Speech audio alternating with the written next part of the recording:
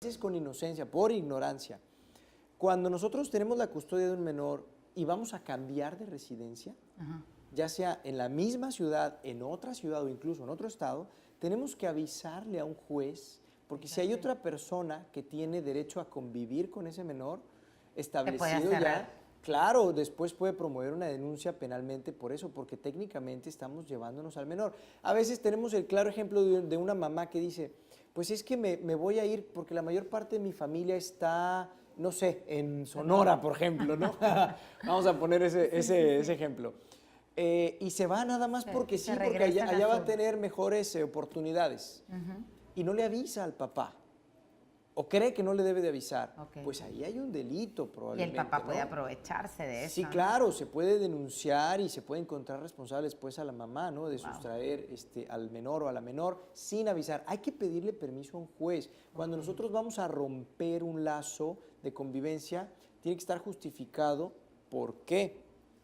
Un juez en materia familiar va a valorar si es mejor para ese niño que se vaya, por ejemplo, a Sonora, aunque deje de ver a su papá, pero allá la vida que le va a poder dar su mamá es suficientemente buena como para que se pueda sacrificar esa parte de la convivencia con el papá, o si no, y por el contrario, es mejor que aquí, tal vez no con las mismas oportunidades, la mamá busque la manera de seguir encontrando arraigo para que ese niño no pierda la relación con el papá. O sea, pero eso lo tiene que decir un juez, no en automático uno, ¿no? Uno no puede ser juez y parte. Bueno, eso no se acostumbra, Xochitl. La verdad es que no se acostumbra, ¿no? Como que como lo dices, ¿no? Y lo has comentado en repetidas ocasiones ahorita en la entrevista, ¿no? De no tenemos esa cultura. Sí, no hay la cultura y se nos hace muy fácil y luego si tú le preguntas eso a un juez en materia familiar, pues el juez te lo va a responder de aquí a 6 meses, ¿no? O un año, ¿no? Porque le va a mandar preguntar al papá qué opina él, el papá va a dar su versión y lo que va a pasar ahí es que se van a involucrar en un proceso legal que va a durar mucho tiempo, ¿no? Entonces, eso no te resuelve las cosas. Es como lo que quieren evitar entonces, ¿no? Claro, entonces eso no te resuelve las cosas y también nos habla de que la justicia debe ser en realidad más pronta y expedita. Entonces, hay muchos problemas que podemos tratar hablando de estos temas. En el caso del menor que apareció muerto, que apareció sin vida y que es una tragedia, ahí por ejemplo los papás están enfrentando homicidio, en teoría, bueno, el papá y creo que la mamá, perdón, y creo que el padrastro. ¿Pero supieron quién se lo llevó?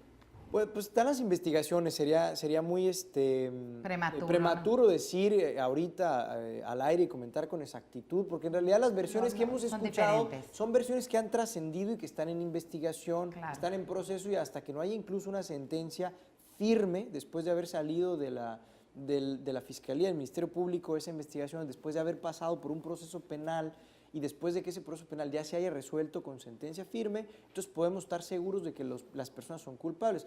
Hoy por hoy, en teoría, lo que podemos decir es que están sujetas a proceso y que son presuntas responsables, ¿no? Se presume que ellos pudieron ser los responsables y esas son las versiones que circulan.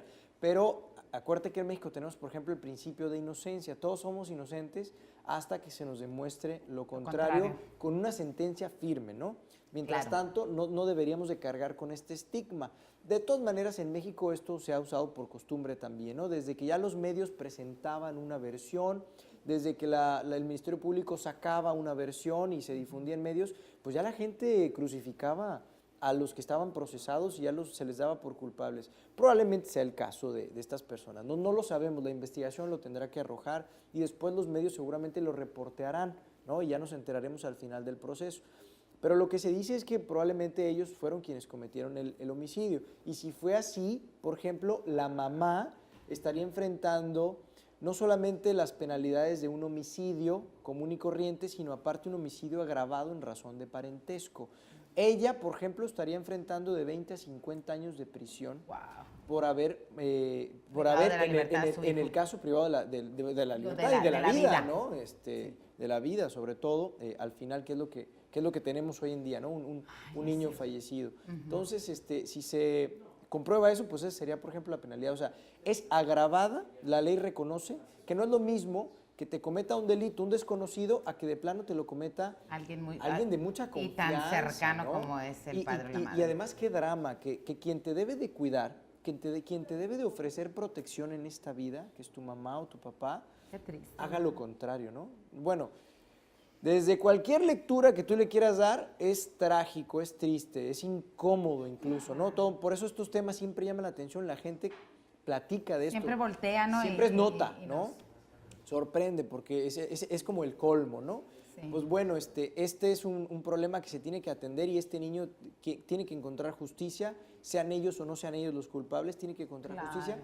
Pero lo más dramático, Xóchitl, todavía viendo ya entonces el tema macro, es darnos cuenta de cómo estamos en México con este problema, ¿no? Sí. Y entonces volvemos al tema en donde yo te decía, aquí hay algo muy importante que se tiene que atender y es combatir la violencia contra los menores. Esto es un tema, incluso tenemos ya, en marzo de este año, Xóchitl, se aprobó por el Congreso que el 29 de noviembre, si no ando mal en fechas, es el Día Nacional en contra de la violencia infantil, violencia contra los menores, violencia sexual y violencia general contra los menores. O sea, a ese grado hemos llegado porque necesitamos ya tener un día especial que se conmemore para hacer uso y difundir la cultura en contra de este tipo de malas acciones para los menores, ¿no? Entonces, sí estamos muy mal en México y esto nada más es un botón que nos trae a la mesa el tema y qué bueno, desgraciadamente siempre es después de una tragedia, pero qué bueno que lo estamos discutiendo. Malo fuera que no se replicara el tema en los medios. Y que ya nadie tocara esos puntos tan importantes. Y que no aprovecháramos estos espacios para analizar, ¿no? Claro. Ahora, tenemos como sociedad que retomar los temas en medios, en las mesas de las casas, platicar de esto, cuidar a nuestros niños, hacer en casa planes para, uno, evitar la violencia dentro de casa y evitar la violencia además que viene fuera de casa hacia nuestros niños y menores. Sí. Tenemos que ir creando una cultura de la legalidad, una cultura del cuidado, pero además tenemos también que crear una cultura de la exigencia, de la protesta, una cultura de combatir, o sea, ser más combativos como sociedad y exigir más a los gobiernos para que estos temas en los que estamos tan mal se dediquen más esfuerzos y más recursos, ¿no? Exacto. Ay, no, qué interesante, como dices tú. Ay, es muy lamentable, ¿no?, esta situación y que en base a esto que pasó, pues estemos retomando este tema, pero son cosas, como dices tú, que la ciudadanía tiene que saber, tiene que estar alerta y tomar conciencia, ¿no?, para empezar a actuar y no dejar que este tipo de violencia con, ahora sí, consecuencias fatales lleguen a las familias. Desafortunadamente, Óscar, el tiempo se nos terminó, pero bueno, ¿en dónde te podemos localizar? Gracias, Xóchitl, encantado. En el 324-5258, 324-5258 es nuestra oficina, Díaz Gómez Abogados. Con mucho gusto nos pueden llamar y los atendemos. Nuestras primeras consultas, ya saben ustedes, no tienen ningún costo, llámenos y con gusto los atendemos. Tenemos también nuestra página de Facebook, Díaz Gómez Abogados, muy fácilmente nos encuentra, ya todo el mundo tiene Facebook.